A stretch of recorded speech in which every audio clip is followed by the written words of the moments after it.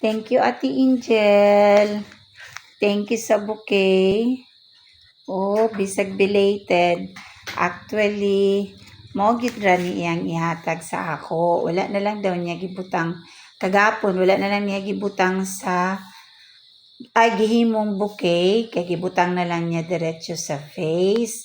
Unya kaganiha, natingala na lang ko, nagitagaan ko niya og bouquet.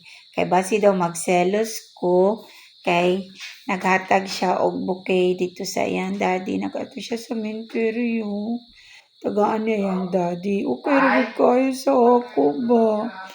Kasi daw magselos ko, dili man kabaluman jud ko.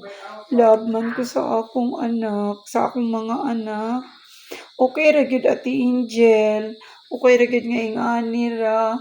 Pero thankful kaayo ko na.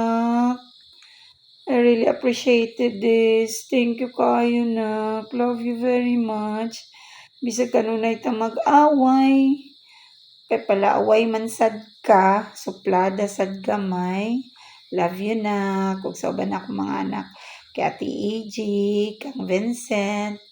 Love you sa inyo, mga angels na ako. Love you, love you, love you.